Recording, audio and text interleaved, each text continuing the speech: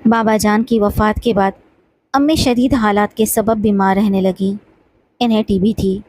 میرے 8ویں جماعت تک پہنچتے پہنچتے وہ ہمت ہار چکی تھیں۔ ان کے بعد اب میرا سب سے قریبی رشتہ خالہ کا تھا۔ وہ مجھے اپنے گھر لے آئیں۔ خالہ کا ایک ہی سپوت راحت تھا۔ ہم دونوں ساتھ پڑھتے تھے۔ جب ذرا ہوش سنبھالا تو خالہ ہماری منگنی کر کے ہر اندیشے سے آزاد ہوئیں۔ ادھر خاندان بھر میں خالہ کی نیک دلی کے چرچے ہونے لگے کہ انہوں نے رحم دلی سے کام کر کے سگی بھانجی کو در در کی ٹھوکروں سے بچا لیا ہے۔ خالو میرے چچا تھے۔ ایک ہی گھر میں اپنے منگیتر کے ساتھ کھیلتے ہوئے بڑی ہو گئی۔ جب رشتوں کی سمجھ آئی تو منگیتر سے حجاب بھی آنے لگا اور میں راحت سے الگ تھلگ رہنے لگی۔ بات بھی کرنے سے گریز کرنے لگی۔ اس کو شرم و حیا کہہ لیں یا خالہ کی تربیت، جو اپنے سپوت سے میری منگنی کر کے بظاہر ہر اندیشے سے بے نیاز ہو گئی تھیں، لیکن اندیشے شانت بھی ہو جائیں تو شیطان انسان کے پیچھے لگا رہتا ہے۔ جب موقع پاتا ہے وار کرنے سے نہیں چوکتا۔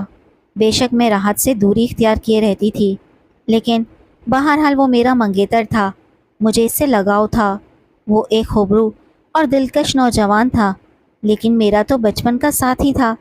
حالانکہ مجھ سے 10 برس بڑا تھا، پھر بھی وہ میرے ساتھ کھیلا کرتا تھا۔ ایک روز کی بات ہے، خالہ کسی تقریب میں گئی ہوئی تھیں کہ اچانک راحت گھر آ گیا۔ میں اکیلی تھی۔ دوپہر کے 3 بج رہے تھے۔ وہ سیدھا میرے کمرے میں چلا آیا اور مجھے ہاتھ سے پکڑ کر مسہری پر بٹھا دیا۔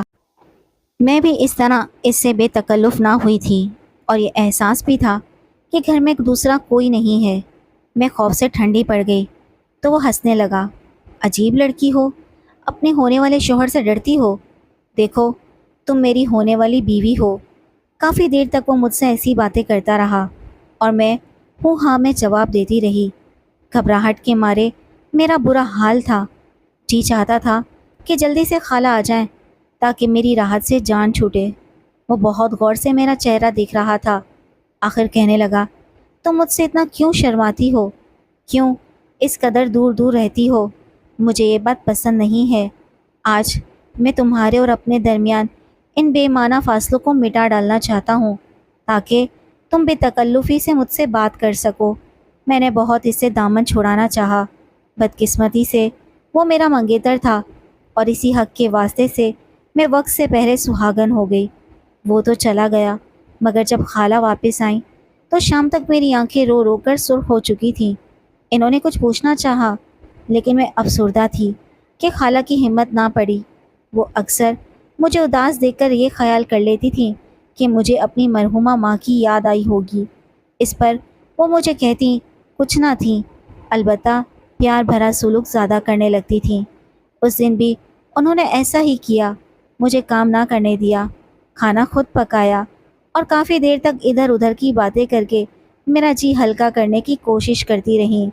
ان دنوں میں ارادہ کرتی رہی کہ اس واقعے کا ذکر خالہ سے کر دوں، مگر کیسے کرتی؟ حجاب مانے تھا اور میں راحت سے بھی ڈرتی تھی۔ تبھی یہ سوچ کر چپ ہو گئی کہ خالہ کے دل میں برائی ڈالنے سے کیا فائدہ؟ جو ہونا تھا وہ ہو چکا۔ اب آخر تو میں نے راحت ہی کی دلہن بننا ہے۔ دراصل مجھ میں ہمت نہ تھی، جانے کیوں یتیم بچیاں بزدل ہو جاتی ہیں، لیکن قدرت کو میری یہ رازداری منظور نہ تھی۔ میرا راز فشا ہو گیا۔ تب خالہ نے حیران ہو کر پوچھا، یہ سب کیا ہے؟ اپنے صاحبزادے سے پوچھئے، وہی اس غلطی کے ذمہ دار ہیں۔ خالہ نے راحت سے پوچھا تو وہ قسمیں کھانے لگا، اماں میں قصوروار نہیں، انم جھوٹ بولتی ہے۔ نہ جانے کون ہمارے گھر کی عزت کو خاک میں ملا گیا ہے، اور اب یہ جھوٹی تہمت مجھ پر ہے۔ میں کسی غیر کا کیا اپنے سر کھلوانے کو ہرگز تیار نہیں، اور اگر تم نے مجھے مجبور کیا تو میں ہمیشہ کے لیے چلا جاؤں گا۔ خالہ سن کر دنگ رہ گئیں۔ گرچہ ان کا دل نہیں مان رہا تھا میں سچی تھی، ان کا بیٹا جھوٹا تھا، مگر انہوں نے ایک ہی بات کی، اگر تم سچی تھی انم، تو جب میرے بیٹے نے تمہاری جانب ہاتھ بڑھایا تو تم نے مجھے تبھی کیوں نہ آگاہ کیا؟ اب جب کہ راز چھپ نہیں سکتا تم اس کا بھانڈا پھوڑ رہی ہو۔ میں جان گئی کہ خالہ پر اولاد کی محبت غالب آ گئی ہے۔ یوں انہوں نے اپنے آپ کو سچا اور مجھے جھوٹا قرار دے دیا۔ ان کو اپنے شوہر سے بھی خوف آ رہا تھا کہ ان کو معلوم ہو گیا تو پہلی بات یہی منہ سے نکالیں گے کہ راحت کو گھر بدر کر دو۔ منگنی تو ہو ہی گئی تھی، پھر بھی صبر کا دامن ہاتھ سے کیوں چھوٹ گیا؟ یا پھر بیٹے کو مورد الزام ٹھہرایا تو اسے آڑے ہاتھوں لیں گے کہ گھر میں یہ کیا تماشا ہو رہا ہے؟ خالو غصے کے بہت تیز تھے، سب ان سے ڈرتے تھے۔ خالہ نے مجھے ہی قصوروار ٹھہرایا، یہاں تک کہہ دیا کہ وہ لڑکا ہے، تم تو لڑکی ہو۔ میں نے ایسی کیا غلط تربیت دی تھی کہ جو تمہارے ساتھ ہو گزرے؟ مجھے کانوں کان خبر نہ کرو، اب تو وہی مثال تم پر صادق آئے گی کہ جس تھالی میں کھاؤ اس میں چھید۔ اس کے بعد ماں بیٹے نے جو سلوک میرے ساتھ کیا، میرا کلیجہ منہ کو آنے لگا۔ دونوں نے طوطے کی طرح میری طرف سے آنکھیں پھیر لیں۔ میں ہی بد کردار ٹھہرائی گئی۔ میں خالہ کی بے رخی سے رو رو کر دیوانی ہوئی جاتی تھی۔ مجھے راحت کی بے وفائی سے زیادہ خالہ کی محبت کے چھن جانے کا دکھ تھا۔ اب رہ ہی کیا گیا تھا میری دنیا میں؟ ایک خالہ کی محبت کا سہارا بچا تھا، سو وہ بھی ٹوٹا۔ دل سے راحت کے لیے بددعائیں نکلنے لگیں۔ سوچتی تھی کہ اگر میں پسند نہ تھی تو مجھ سے شادی نہ کرتا، منع کر دیا ہوتا۔ یہ سب چال چلنے کی کیا ضرورت تھی؟ بیٹے کے تیور دیکھ کر ڈر سی گئی۔ صاف کہہ دیا، میں یہ پھندا اپنے گلے میں نہیں ڈال سکتا، شادی بعد میں ہو جائے گی، ابھی تو مجھے بہت کچھ کرنا ہے۔ اس طرح کی بے تکی باتیں کر کے مجھے بلکہ خالہ کو بھی مایوس کر دیا۔ مجبور ہو کر انہوں نے ایک لیڈی ڈاکٹر کا سہارا لیا جو ان کی رشتہ دار تھیں۔ اس کو عزت و ناموس کا واسطہ دیا اور بڑی مشکل سے رضامند کیا۔ یوں انہوں نے ناموسی تو بچائی لیکن ایک گناہ کبیرہ اپنے سر لے لیا۔ اس بات سے خالو کو بھی آگاہ نہ کیا۔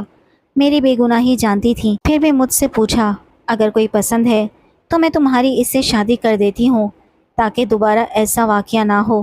میں کیا جواب دیتی؟ میری تو زبان پتھر کی ہو گئی تھی۔ جو ملزم تھا اس کی ممتا نے اس کو بری کر دیا اور میں فریاد بھی نہ کر سکی۔ اب مجھے گھر میں رکھنا ان کے لیے خطرہ تھا، لہٰذا کوشش کر کے میرا رشتہ تلاش کیا اور میری شادی کر دی۔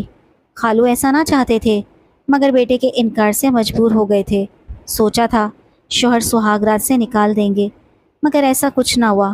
وہ مجھے پا کر خوش ہو گئے، پیار و محبت سے پیش آئے اور بعد میں بھی بہت اچھا رکھا، ہر طرح کا سکھ اور آرام دیا۔ ان کی محبت اور تحفظ پا کر میں پچھلے داغ کو بھول گئی۔ 2 بیٹے اور ایک بیٹی ہوئی، اپنے خاوند کے ساتھ خوش و خرم زندگی گزار رہی تھی۔ بچپن سے یتیمی کی زندگی ملی تھی، سوچا کرتی کہ برے دنوں کے بعد اچھا دن بھی ضرور آئیں گے۔ شادی کے بعد جو ہی یتیمی کا تکلیف دہ دور ختم ہوا، اللہ تعالیٰ نے مجھ پر رحمتوں کی بارش کر دی۔ دن سکون سے گزر رہے تھے۔ یہ میری خام خیالی تھی۔ وقت ایک سا نہیں رہتا۔ شوہر کے گھر میں میرے لیے سکھ کی گھڑیاں بہت کم تھی، چونکہ خالو سگے چچا تھے۔ اگرچہ انہوں نے مجھے بیٹی کی طرح رخصت کیا تھا، لیکن میری شادی کے بعد ان کو احساس ہوا کہ جو پیار ایک بیٹی کو دیا جاتا ہے وہ ایسا پیار مجھے نہیں دے سکے۔ انہیں اپنی خفت کا تب احساس ہوا جب میں ان کے گھر سے رخصت ہو گئی تھی۔ وجہ یہ تھی کہ میں نے ان کی خدمت میں بھی غفلت نہ کی تھی، ہر وقت ان کی تابعداری کیا کرتی تھی، ان کے سارے کام بہت خلوص اور نیک نیتی سے کرتی تھی۔ علیہ صبح اٹھ کر چائے ان کے ہاتھ میں دینا، وقت پر ناشتہ دینا، ان کے کپڑے دھو کر استری کرنا، جوتے پالش کر کے رکھنا فرض تھا۔ جو کام بیٹیاں بھی شاید اتنی توجہ سے نہ کرتی ہوں گی، میں کرتی تھی۔ میرے وجود سے ان کو راحت تھی۔ یہ بات اس وقت خالو کو سمجھ میں آئی جب میں ان کے گھر نہ رہی تھی۔ خالہ اتنا خیال نہ رکھ پاتی تھیں، وہ دیر سے اٹھتی تھیں اور خالو کو جلدی کام پر جانا ہوتا تھا۔ اب وہ خود چائے تیار کر کے کام پر نکل جاتے، خالہ کو نہ جگاتے۔ ان کو وقت پر دھلے ہوئے کپڑے، وقت پر کھانا، اب ہر چیز کی تکلیف ہوئی تو انہوں نے سوچا کہ انم میرا کتنا خیال کرتی اور میں نے اس کی پرواہ نہ کی۔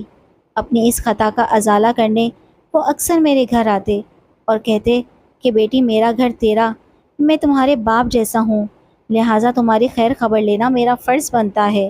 عید، شب بارات یا جب بھی میرے گھر آتے تو خالہ کو مجبور کرتے کہ چلو بیٹی کو لے آتے ہیں، اس کا ہمارے سوا اور تو کوئی ہے نہیں۔ بچیاں شادی کے بعد تہواروں اور تقریبات پر مائکے آتی ہیں، بیچاری خود سے تو نہیں آتی، ہمیں اسے لے آتے ہیں تاکہ اسے یہ احساس تنگ نہ کرے کہ اس کا مائکہ نہیں ہے۔ خالو کو اندر کے معاملے کا تو کوئی علم نہ تھا، خالہ آنا کانی کرتی تو ان کو برا بھلا کہتے، وہ دونوں مجھے لینے آ جاتے۔ بے شک خالہ دل سے یہی چاہتی تھیں کہ میں ان کے گھر نہ آؤں تاکہ میرا سامنا ان کے بیٹے سے نہ ہو، مگر خالو کی وجہ سے مجبوراً ان کو آنا پڑتا تھا۔ میں لاکھ نانا کرتی مگر میرے شوہر جو بھلے مانس تھے کہتے تمہارے بزرگ ہمارے گھر چل کر آتے ہیں، تمہارے والدین کی جگہ ہیں، انہوں نے پالا پوسا ہے، محبت سے آتے ہیں، تم ان کو منع نہ کرو اور 2-4 روز کے لیے چلی جاؤ۔ اب میں بھی مہر بلب کہ کیا کہوں، کیوں جانا نہیں چاہتی، جانا ہی پڑتا تھا۔ خالو کو اس بات کا دکھ تھا کہ راحت نے مجھ سے شادی سے انکار کیا تھا، ایک یتیم بچی کا دل توڑا تھا۔ وہ بیٹے سے اس وجہ سے ناخوش تھے، تب بھی اور زیادہ میرا خیال کرتے تھے۔ اگرچہ میں خالہ کے گھر کم کم جاتی، کبھی بچوں کی بیماری کا بہانہ بناتی اور بھی کوئی، اور بہرحال جس بات کا ڈر تھا وہ ہو کر رہی۔ ایک روز میں چھت پر کپڑے پھیلانے گئی تو راحت اوپر آ گیا۔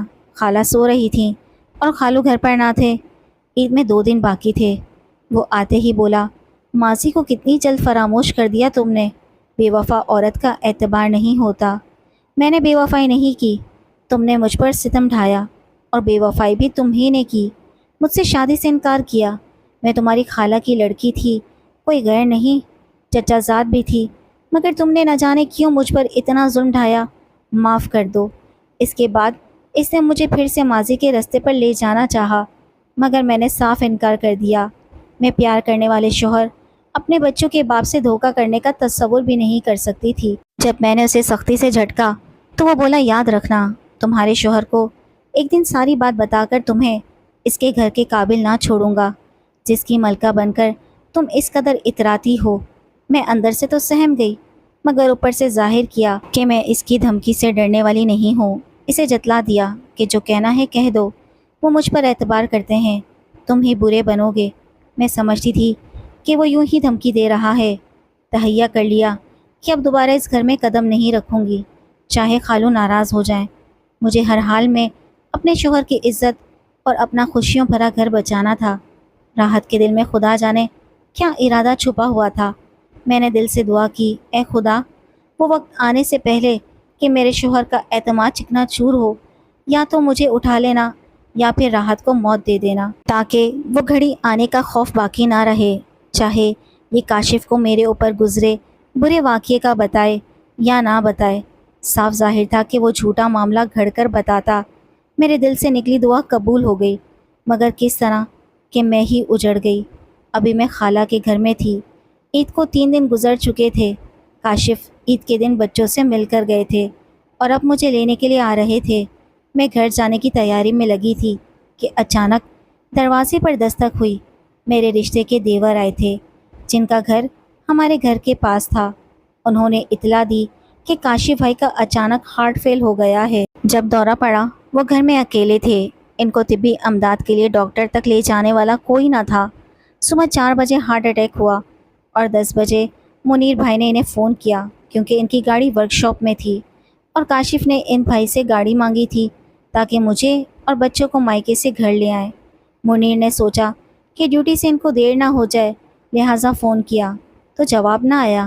تب اپنی چھت پر گئے کہ کاشف بھائی کو آواز دے کر بلا لوں، خبر نہیں فون کیوں نہیں اٹھا رہے۔ چھت پر سے جھانکا تو دم خود رہ گئے۔ وہ صحن میں پڑے تھے۔ ان کے بڑے بھائی کو فوراً فون کیا، وہ آ گئے۔ ان کے پاس گھر کی دوسری چابی تھی۔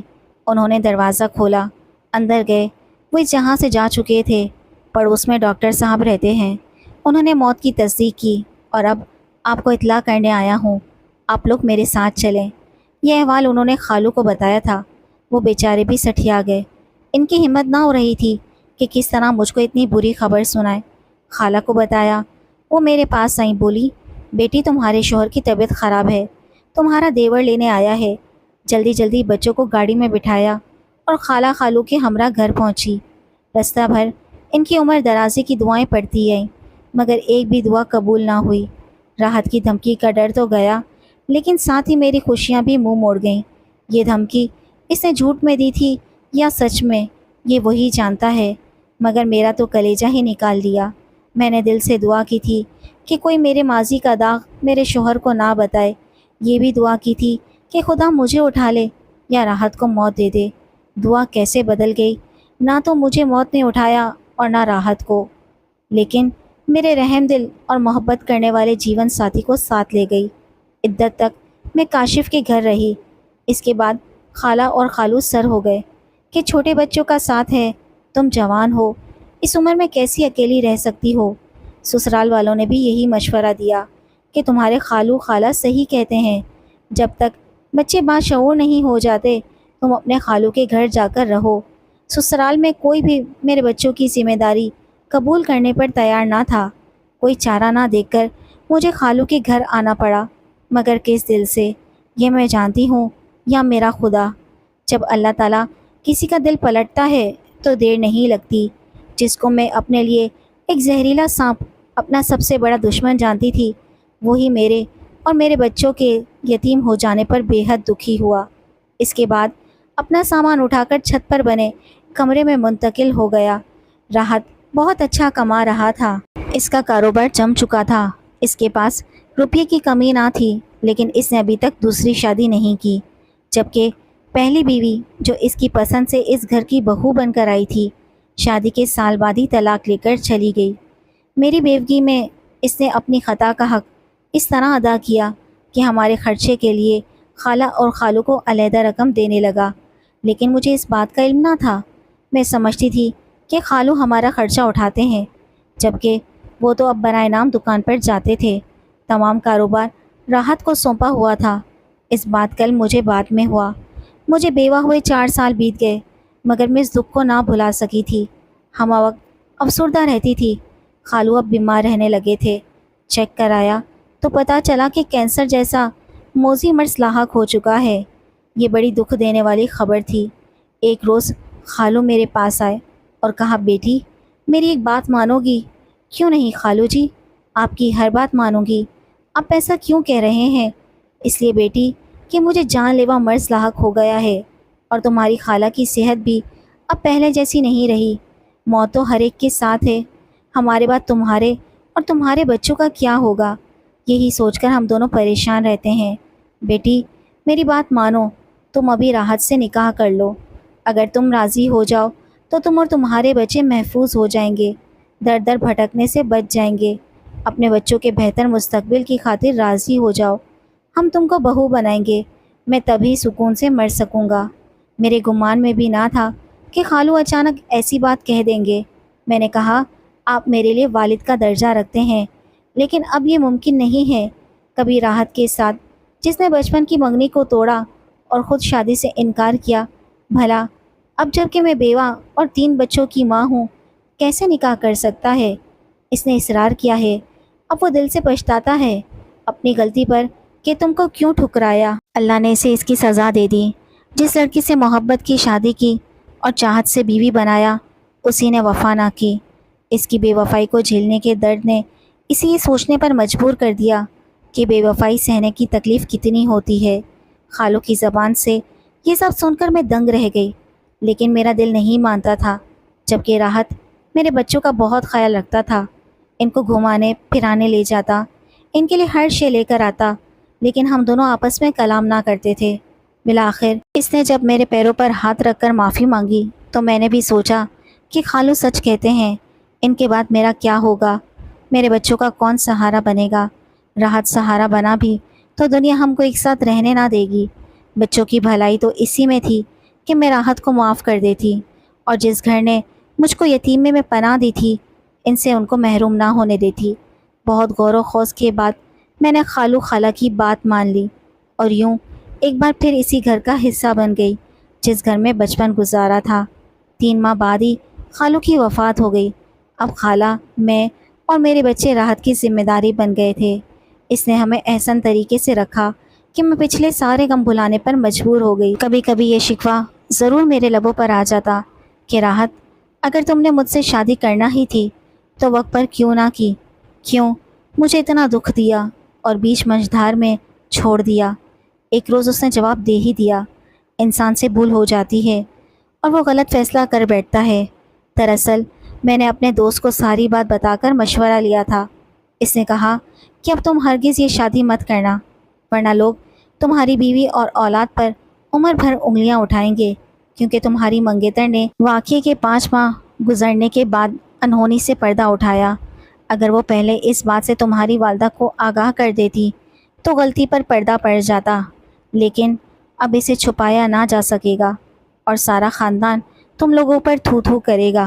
بس میں نے اپنے ذہن سے نہ سوچا اور تم کو بیچ مجھدار میں چھوڑ دیا، مگر تمہاری شادی کے بعد بہت پچھتایا، اور یہی پچھتاوا دوزخ کی آگ بن کر میرے وجود کو جلاتا رہتا تھا۔